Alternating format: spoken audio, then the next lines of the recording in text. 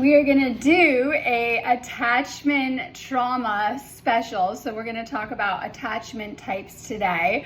Just a little talk on it because I know this is huge and it is coming up on this planet like never before. It was always there, but we're just being made aware of more within the healing work that we're being guided to do. This is especially important in any type of relationship that you have had in your life and you will have. It's also huge in twin flame connections. I was doing a lot of work in this area with helping people to heal these type of issues, and I noticed, because I work with many people doing relationship healing and twin flame healing, that oftentimes twin flame starts to bring out attachment trauma, and it's something that is dealt with especially in this type of connection. But it was always there and other connections, but I realized that those on the twin flame journey are really getting a view of it, right? And it's like coming out big time in these type of connections especially. So I want to talk a little bit about the different types of we'll say attachment issues. So when you were born till when you were 5 years old, your attachment style developed. Well, this is a big problem. Most people can't remember from age 0 to 5. I definitely can't, right? It's something I keep bringing up within the context of family healing. So your attachment style very much goes back to your childhood, we'll say upbringing, but also your inner child wounds too. Now, oftentimes we'll say, well, I was a baby, people were probably taking really good care of my needs, but oftentimes not. So we have different spectrums of attachment style. We have those on a secure style, right? And then we have those in the insecure style. It's the insecure styles that I want to talk about that I see going on big time in the dating communities right now. Now, they claim that half of the population is secure and half is insecure, but I don't believe these numbers are accurate, because a lot of the people with insecure styles of attachment, they're not signing up for psychological surveys and going to get the help, unfortunately, right? So I want to talk about that too, because it's quite possible to heal and to shift your attachment style from that insecure style to that secure style. But most people with an insecure style, especially depending on which spectrum, we'll get into the spectrums are not getting help. They're not in therapy. They're not getting help. They're not wanting to, right? And they're still dating. And this is huge too. So oftentimes those with secure attachment style are attracting those that are more secure. Most of the time, those with insecure attachment style, they're not interested in actual love and secure people, right? And I see this huge. I was telling this woman where I saw her going out and dating, and I had recommended that she healed a little bit before dating. And I noticed that when the normal secure partner approached her and wanted a relationship with her, she was turned off and didn't want a connection with this person, and she continued to attract the same pattern in our life too, because we have these underlying patterns. And sometimes when we're attracting the same type or the same situation over and over in our life, this is something within our energetic field or within ourselves that we need to heal and acknowledge, or we continue to attract the same unhealthy dynamics in our life until we can wake up and recognize these patterns and heal on a deep level. So oftentimes insecure types are attracting insecure types, but on the opposite spectrum, I notice. Now the problem is when you begin to get in a relationship, oftentimes people are not revealing their underlying traumas in the same way. And you'll say, why? Well, maybe they're not aware of it, right? Or they are aware of it, and it's just how these relationships go. So oftentimes, a lot of people are in what I call an anxious avoidant trap. And this is where anxious types are drawing the avoidance to them. Now, I believe that anxiety or anxious attachments is a part of the avoidance spectrum. So I describe the avoidance spectrum. We have basically the anxious avoidant, we have the fearful avoidant, which is disorganized, and then we have the dismissive avoidant. The dismissive avoidant is the narcissist. This is like full on. Now, oftentimes narcissism is not tied to one type, right? It can be on many spectrums, but oftentimes when we see the dismissive, this is that person that is full spectrum narcissist. Now, some people can have traits of that too, and I want to talk about that. As fearful avoidant had parents, one parent that was a narcissist. A lot of times what draws or what forms a avoidant attachment style is abuse, neglect, and having your needs not taken care of in childhood. And this is true for the anxious attacher, but also the fearful. And it is a lot of the, we're going to talk about the fearful avoidant too, because they will mimic not just the fear spectrum, but the anxious spectrum. So this is why so many anxious attachers draw the fearful avoidant, because when you first attract, they come across as an anxious attacher like you. Now, I like to think of the anxious attacher as empathic. I know, right? Yeah, we call them the love addict, and we call the fearful avoidant and the dismissive going down that spectrum, like if we had a chart, right? So those are the love avoidants. These are the people that are hyper independent. They don't need anyone. And usually this kind of comes across of why you're attracted to them, because you think they're very stable and they act like they're secure. Like, I will never forget that someone with a disorganized attachment that I had a very long relationship with that woke me up to a lot of this stuff. They told me they were secure attachment, and they had so many problems. They were fearful avoidant leading on dismissive and had a dismissive parent, and we'll talk about that, but I'm just saying, so when you come and you date someone and they'll say, I'm very secure, I'm a secure attacher, but I knew when they told me that was far from the truth. Okay, so this is the problem of when you're getting into connections, because you'll think that the ones with the most problems are the most stable and secure, because these are the children that were left on their own as children and learned that their parents were unsafe and were not taking care of their needs. And they're the hyper independents. They're the overachievers, right? I have other people in relationships and they're like doing really well in other areas of their life. Okay, so another red flag is usually it's after people get intimate, because I get to see so many people, right, and their journeys. Oftentimes it's after people get intimate that they'll say, because they never say, oh, I don't want a relationship, I don't want to date, or you wouldn't get involved with this person, right? If they told you up front, I am going to, not date you, treat you like crap, and even probably discard you and cheat on you and things like that, you would never get involved with someone like this. So they don't come across as that. The ones with the most problems, usually there's a lot of love bombing. They will future fake. They'll tell you everything that you want to hear, and they're going to do all this stuff with you, and they'll make plans that definitely are not going to happen, right? But you're getting sucked in as that love addict. You get attached very quickly if you are an anxious attacher truly. Now, anxious attachers are everything that the other spectrum looks for, because you have low self-esteem, you have confidence issues, you're clingy, you're needy, and you need a relationship. And you usually fall in love very, very fast for the anxious spectrum, and that's the true anxious spectrum. Many of you are on that codependent spectrum, and you very attach quick. Now, a lot of times we do talk about, I said the narcissist is the dismissive attacher, but in reality, this is the problem with narcissistic types. They don't attach at all. There's so many stories in real life where people have been married, had children, had very lengthy relationships with the narcissist, and the narcissist can just discard them and leave them like they never cared. They have no feelings. Now, one sign of a narcissist is they do not feel guilt. And this will help you guys if you're trying to figure out your attachment style. They do not feel bad. And I've had so many conversations about this, right? Like, I know, right?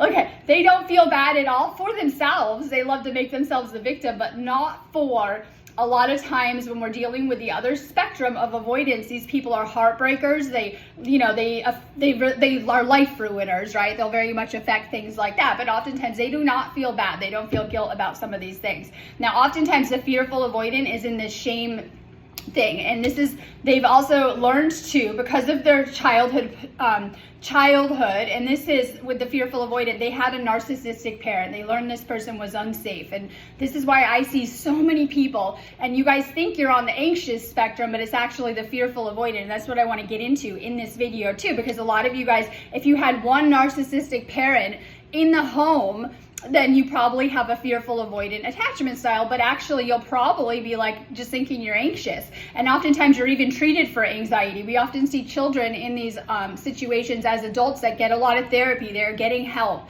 right? And these are like the ones, oftentimes you guys are getting therapy and help because you're not having a good time in your relationships. You might notice that you're in adulthood having relationship problems. Doesn't mean that you might not be in a healthy connection, right? And this is the kind of the spectrum of it.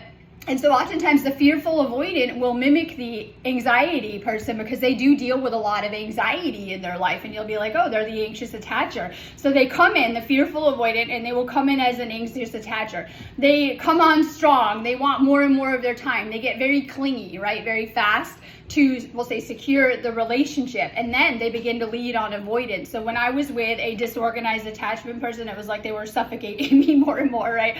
And I know they don't want you to have a life. They got rid of all my friends, right? And began to isolate me and things like that. But then they get bored very fast. And these are the people, and something I want to talk about when it comes to relationships, these are the people that usually cheat. They'll go like all of a sudden, it wasn't that they wanted their own space, to be with themselves. They wanted to go hang out with other women very fast. So this is something, and it could be men, right? This is something on the fearful and dismissive side too that we see. Oftentimes, the more avoidance, the more cheating that we see, or unfaithfulness and things like that. These are the people that don't grow up. They're out, they want their space to go hang out with other women. They're at the bar, they're at the club, right? And you'll actually see this stuff, and then it can cause a lot of relationship problems too. And we see this especially with the dismissive and the fearful types too, with this kind of stuff going on too. So oftentimes, the more dismissive, the more narcissistic this person is. And let's talk dismissive very quick, because that's on that spectrum, right? And this is with a lot of problems. The dismissive avoidant will tell you that they don't want a connection at all. They're the type that a lot of times people have already gotten intimate with this person because they crave intimacy. They're looking for someone for sex. The fearful avoidant and the dismissive avoidant, so they'll reel you in because they know you're not just going to have a one night stand with them. So they reel you in with the promise of a relationship. And then what happens is the dismissive are the type that say, I don't want a relationship. I want to be friends, but I want to keep sleeping with you, right? Oh my God, and things like that. Okay. And the fearful avoidant, they come into the relationship very strong and make all these promises of being with you.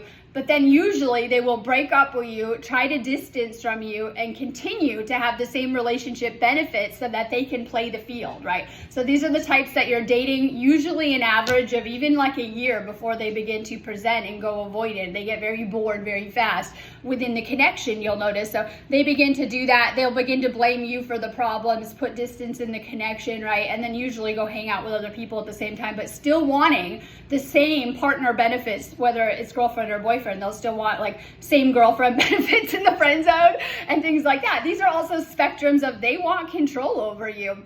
With the fearful, and feeling out of control makes them very easy because actually they're not very as in control of their lives as you think, and they were definitely not in control as childhood. A lot of times these attachment styles, the more extreme, more abuse or things that happen in childhood, so more childhood trauma, and we'll see that things like relationship problems and narcissism go back to childhood trauma too. So I know that this person with the disorganized attachment, it took me forever to figure out what was going on. I know I shouldn't be playing psychologist. This is another red flag that you're dating someone with problems, and it's one thing to understand them and to read articles and to diagnose them, but if they're not getting therapy and they're not getting help, then nothing will change. And so this is why people get roped into these relationship cycles with these people, because they're not changing. They're trying to change you to adapt to their unhealthy behavior, right, and what they're doing, and they're not getting any help.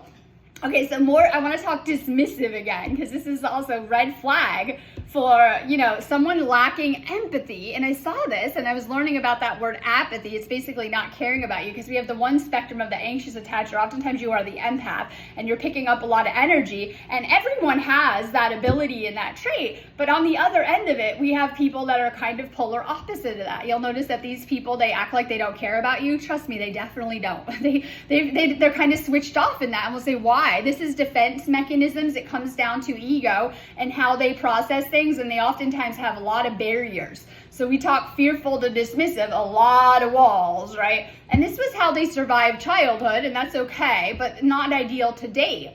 And so once again, usually this goes back to having a narcissist parent. Now, those that realize that they've come out of an unhealthy childhood dynamic, they usually will get therapy and heal and begin to shift to more secure within themselves. And we see like a lot of this goes to problems regulating emotions on the insecure spectrum, all of it, and depending on it.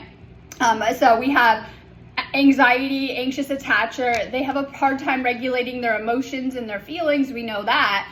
And then on the other spectrum, these people, they don't want to feel their feelings. They've learned to switch them off, and that makes them uncomfortable. So with fearful to dismissive, when you start falling in love And when you start telling them and getting close and having a normal, secure relationship, right, with them, they start to get uncomfortable. They won't tell you that. They have a hard time being vulnerable. And we see that with a lot of narcissism and even attachment trauma and childhood trauma. They won't tell you that, but it will be one of their triggers to begin to disconnect or deactivate from the connection. So we see with that spectrum of unhealthy attachment styles, they are huge on deactivating.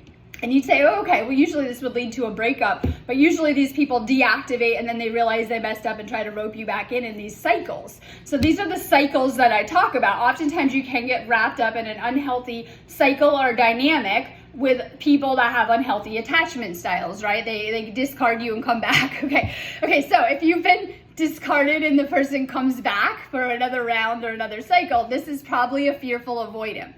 The dismissive avoidance will discard and that's it. They won't reach out to you ever again, right? Very ego and narcissistic. The other fearful avoidance, it will kick in their fear, they will discard you and break up, and they are the sabotagers. So the more problems, right, that the person has, the more they're going to sabotage the connection. Usually when it's going good, you'll be left like with fearful avoidance, like the rug just got pulled out from under you. I know this can be hard to understand. And everything's going great, and then suddenly, and they cause a lot of drama, and will probably blame you for the drama because they're sabotaging the connection and ruining it, right? Usually when it's going good too, you won't expect it. Now this can cause a lot of emotional upheaval, even for the most secure attachment types, to be dealing with someone like this. And then especially for the dismissive too. Oftentimes dismissive leans on the narcissistic side. There's more of a chance of that. Although I feel, like I said, that narcissists don't attach. You're like, what? Okay, I know, I'm proposing new theories about this. But anyways, so we say the dismissive, usually they are, while in a relationship, the ones that are securing more narcissistic supply while with you. This is a huge red flag if you have someone that is constantly chatting other women, flirting with other women in front of you, and hanging out with other women in a romantic way in front of you. Oftentimes they're feeding on you and they're trying to trigger you in a way, especially anxious attachers. And so usually anxious attachers are more prone to attract abusive people in your life or people that aren't great in your relationships. You guys have probably noticed as that love addict spectrum that you fall fast for the wrong people and you have a hard time, we'll say disconnecting. These other people on that spectrum, they have no problem deactivating, right? I know. And they may even see you as an object and someone replaceable. And this comes back to their attachment wounding and their attachment trauma. That, if they don't, they're being too vulnerable and they're giving you too much power. So they oftentimes see romantic conquest and people as just, okay, you're replaceable, and probably even have many other people around. These are the people that keep their exes, we'll say women for this, but it could be men, right? Other women around their exes and lots of supply. They always need like 5 women at a time, or men, right? You're like, what? I know. And it's like, yeah, you could be their wife or girlfriend and you're their main supply because they are tapping into your energy. The more problems they have, the more they're not able to cultivate that energy for themselves, and the more they're using external gratification and people to fill those needs. But they also need 5 other backup supplies. You're like, what? I know. And that's what you'll notice. So oftentimes some of the red flags or problems, because usually someone on that anxious spectrum is going to say something like, hey, I saw you were hanging out with your ex last week. Hi, I saw you were flirting in front of me with other women, and you're going to point it out and be like, this is a problem. I see you're dating other people, but I thought I was in a year-long relationship with you, right? And suddenly you're dating people. What's going on? And usually, this is where things begin to kind of come out too. So we notice that more on that spectrum, needing more people around them. This is from the false self. I know we call it the ego self, and using these people as an energetic fill or supply. Oftentimes the one more damaged on that spectrum are not able to tap into source energy. When you leave someone on that spectrum, you're going to notice they go into I call it an ego collapse. More narcissistic, we can call it a narcissistic collapse that they may not come out of until they get another partner. So you'll notice, right? Like you go through a normal breakup, someone secure, someone anxious, all right. Anxious attachers have a hard time letting go and going through breakup. Oftentimes your partners let go of you and you keep trying, right? I'll be better. Anxious attacher, trying to get that love that you need, right? I'll try, I'll be better, I'll fix it, I'll do this, I'll do anything you want. and then these people begin to change you, right? And then you begin to accept their toxic behavior and get less and less in crumbs, right? And then usually on the other spectrum, these people are not changing anything, they just change partners too, and we see that too. So oftentimes it is, unfortunately, the two sides of the spectrum that are attracting each other. And I really feel it's because you have what they're lacking. If you are that empath, you're probably going to draw someone lacking empathy because you have what they want. This is why those on that more avoidant scale are attracted to you, because they are attracted to all of those good qualities where you're kind, you're empathic, you help people, right? And we're going to notice, I'm just saying, that on this spectrum, right, we have the secure and anxious. Anxious is the secure is one thing, they're going about their lives. Anxious, because we are talking insecure, anxious is the ultimate people pleaser. You're willing to do anything for love. You'll try and work and you'll do everything, right? And you're going to notice on the other end is selfish partners. And when they begin to dismiss you, and I want to talk dismissive, because the more dismissive spectrum, the more they have a chance that they are the narcissist too. And this is hard to understand. So what is dismissive? Dismissive of your needs, all about them. You'll notice but they never started off like that, right? Are you kidding me? You never date them. Hi, I'm going to be completely selfish and feed on your energy and destroy your life, right? Because they have more of a capability of that. No, they're coming across as that perfect partner, and they're actually going to mirror you and act a lot like you. They have all of the same interests. You have so much in common. You're everything they've been looking for, right? Because they've been practicing this game. On that end of the spectrum, they're more players, right? They've been practicing and perfecting their craft when it comes to dating, right? And like I said, those dismissive types are the ones, and when they say, I don't want a relationship, I don't want to date you, you better run, right? Okay, and then we have the ones that get into the relationship and they keep breaking up with you because of fear of commitment, and they'll present the same. You'll notice their lifestyle. Pull back. Are they moving in with you? Are you moving in with them? Or is this just a booty call? Because usually it's just a booty call in that fearful avoidant, right? They're using you for sex? Yeah, usually. And you'll notice that they want to keep their independence. And usually independence means they want to go hang out with other people, right? Okay, so we have this spectrum of it. But as I said, they don't come across and tell you that. First as I say, we'll say they rope you in first, right? They attach to you. They get you connected to them. Now, as I said, narcissists and people with severe attachment trauma, they don't attach to you right. They can, no problem, the dismissive can in 1 minute just flip a switch, we talk flipping, and just get rid of you and move on. And they don't care. They're unbothered by it. They might be most bothered by how it makes them look, if it's a public thing, or if you were a wife and it makes them look bad. That's all they care about. And so you know that they don't attach right. They didn't even attach right to their parents, so there was something wrong there. And we have the other spectrum where you attach very, very fast, right? And so this is an attachment disorder. And everyone has an attachment style. And like I said, we're seeing kind of more of that. The dismissive is going to be very dismissive of your needs. They are selfish. They're completely service to self, but they won't come across like that. They're going to come across as very empathic like you and caring and would do anything for you to get you attached, because something that all of these attachment styles have in common, whether the fearful avoidant, the dismissive, or even the narcissist spectrum, that they need you to connect to them, because this is how they feed on your energy. So they need you to first connect to them. And then oftentimes what I see with a lot of these people on the other end of the spectrum, when it comes to a breakup, they don't leave, they don't close the door. That's why they have all their exes around. They're still feeding on them. There's never closure, right? They leave it so that if things don't work out with their new partners, or they'll usually come back after a breakup, they'll go date other people and kind of circle around, right? And they keep their options open, because then you're still connecting to them on some level. That's why it's very important to cut your cords. Now, those dismissive types, they're very dismissive of your needs. I'll never forget the acts after discarding me for another woman in your last seat, asking someone else, and they came back 2 months later crying about poor them, and they were in such a state and they wanted me back. And I'll never forget that, because I gave them a chance to come back, which I shouldn't have.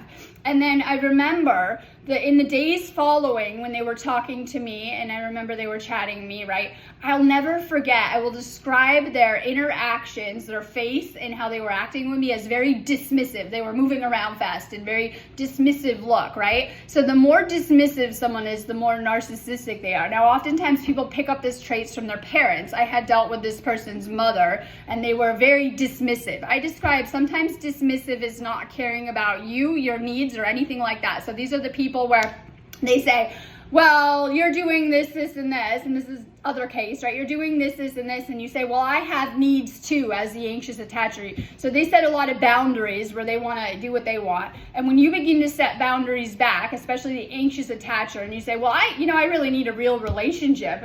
I have needs too. They do not like that, right?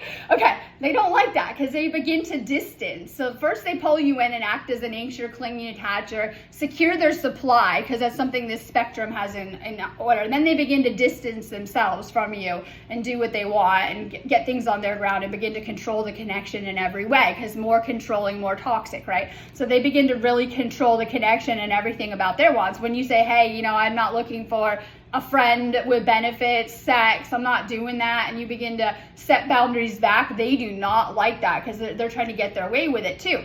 Now, dismissive can be very dismissive of your needs or dismissive of your view. One thing that I've learned about these styles, from the fearful to the more dismissive, because it's the same spectrum to me, it's just, getting more problems. Okay, so one thing that I have noticed is oftentimes they are very dismissive of your point of view. And so they'll usually write a whole relationship script with you. They are very fast to, right? Gaslight you. So dismissive equals gaslighting. And I noticed that too. This didn't happen, right? You're like, hello, I got text messages, screenshots. It did happen. I was right there.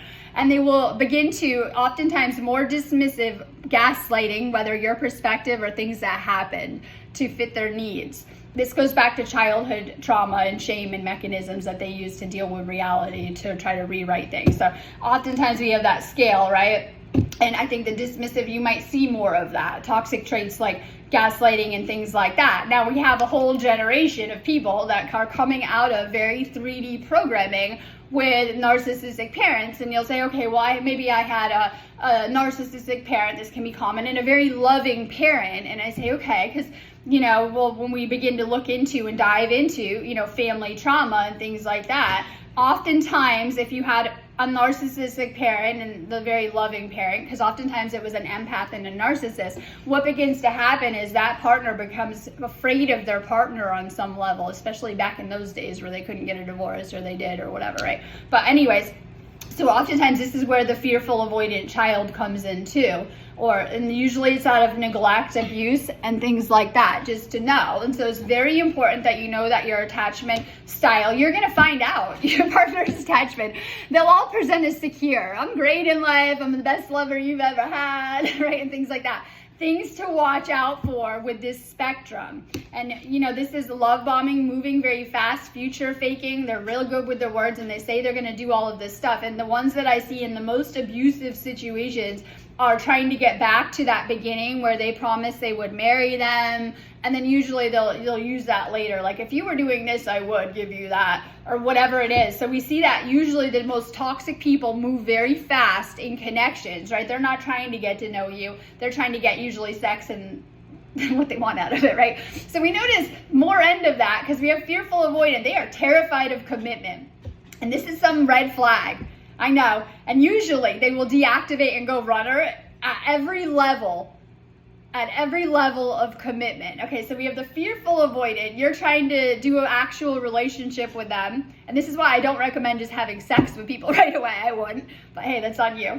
All right, get to know people, right? Especially sex gives someone access to your entire energy field, even from far away, and you connect and you cord with them on a deep level, and a deeper level even though we do. Okay, so fearful avoidant, when you are talking, I want a relationship with them, oftentimes they're not going there. If you're already having sex with them, they're going to keep you at a distance and keep things where they're at. If they wanted a relationship, they would have done that before having sex with you, right? They want sex. These are the types that are much more likely to cheat and have multiple partners. Okay, so we have this person. When you want a commitment, when you want to move in together, when you want to have a family, when you want to get married, they bolt. It puts them in a spin. They panic. I can describe so many examples of, they won't tell you that. They'll sit and have these conversations and I can't wait. And they'll be on board when they talk to you about it. But internally, they will panic. They will oftentimes sabotage the connection and even bolt at times. The dismissive avoidant goes for good. You're like, what?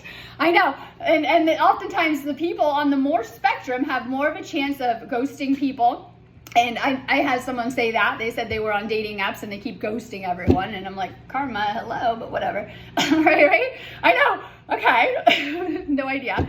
And these are the people that need the help most. And as a healer, I talk with so many people about their relationships. And I notice the anxious attacher, they're going to heal. They're the empath more in that spectrum. They are the healer. Yes. You are the healer. You want to heal. You want to fix this. You don't want to keep going around in these cycles. If you notice that you are attracting these unhealthy dynamics, and if you are an anxious attacher, you have the capability to heal and shift into a secure attachment style, right? But usually, and this isn't for everyone, anyone can choose to heal, but the ones I see on that spectrum that need help the most and are perpetuating the most problems, they don't want to heal. They will not just avoid intimacy, they will avoid the healing. They will dismiss it. They'll talk themselves out of it. I don't need it. It's my partner's fault, right? And things like that, right? And oftentimes these are the people that are finding most faults with their partners. Oh my God. And then oftentimes I see that, and I'm not going to go into this talk today, there's a high level of using substances, alcohol addiction, right? And things that go with this spectrum, multiple partners, sex. It could be sex addiction. It could be addictions and things like that on this spectrum, because all of this comes out of childhood trauma. And oftentimes we need to go back in and heal our childhood and heal our past lives to shift into a more secure attachment style. That's what I do within my sessions. I take you into your Akashic records and we go back and we heal specific things that I have found that help to shift you into healthy connections. So oftentimes you're not going to notice that you need to heal your relationships and you think, oh, I had a fine childhood, right? Because you don't remember what happened. And oftentimes it is in adulthood or maybe even later adulthood that you begin to say, I'm having relationship problems. This could be the relationships not working out, attracting the wrong types, right? And there's something in your field.